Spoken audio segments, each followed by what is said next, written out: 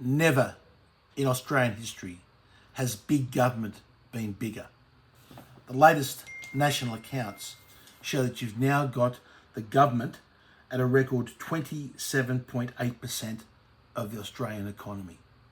Unprecedented, highest in our nation's history.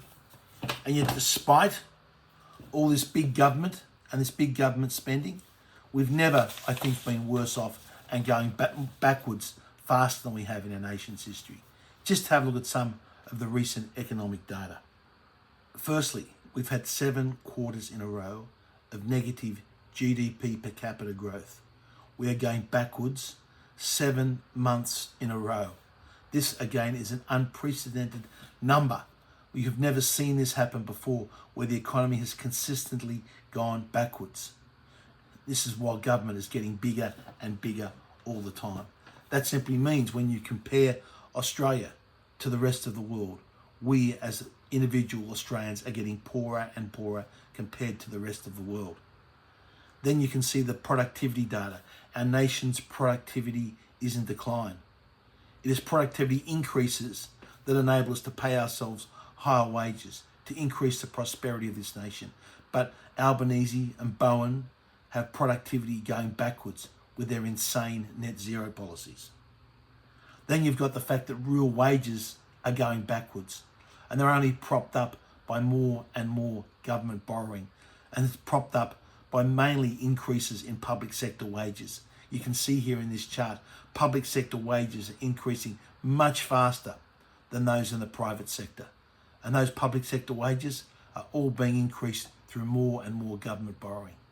Our manufacturing sector is being crippled with high electricity costs. Electricity used to be our nation's international competitive advantage. We used to enjoy, manufacturers here would enjoy some of the lowest electricity prices in the world. And then we fell into this madness of net zero, and now we have some of the highest electricity prices in the world, and things are only getting worse. The nation's fertility rate has collapsed. We are breeding ourselves as a nation and a race of people out of existence.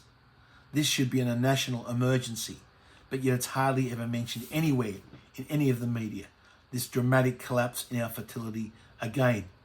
Your fertility rate should be a sign of confidence that people are prepared to invest and to have families and to have a couple of kids because they believe in the future of the country. The fact that we've got this low fertility rate is simply a vote against the future of our nation. We are going backwards as government gets bigger. Then you have free speech under attack like never before in our nation. We've got these controllers that have taken over all these bureaucracies in Canberra that want to censor what we say and control what we hear on the internet. Yes, the miss and disinformation bill, the MAD bill as it was known, yes, it was defeated, but the outline is still for the Liberal Party. It was still a Liberal Party policy. It's still on the Liberal Party members' websites. It's still Labor Party policy. They'll come back after the next election and try again to take away the free speech of Australians. We've got excess deaths at unprecedented levels.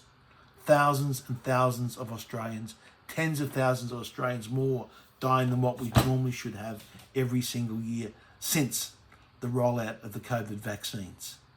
No one is talking about this. Again, this is something that gets no airplay. And despite government being bigger than it ever has before, excess deaths continue at this unprecedented historic level. Finally, we've got the housing crisis.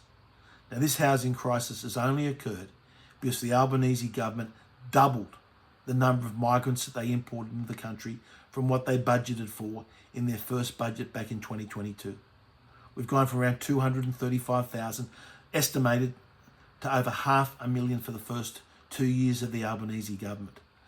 You import 1 million people into the country, you don't have the housing for them. Of course, you create housing shortages, prices go up, and we have now destroyed this Albanese government. Out of all the sins that they have done, the worst I think they have done has destroyed the great Australian dream. Today's younger generation coming through, unless they have some form of inheritance coming their way, simply will have very little chance of owning their own part of Australia. And all this has happened in just 2 years. This Albanese government is without doubt been the worst government in our nation's history. Albanese deserves to be kicked to the curb at this next election. His performance has been appalling. We said, never has government in this country been so big. It needs to be taken to with a chainsaw. We must cut government spending, cut the waste if we're going to try and get this country back on track.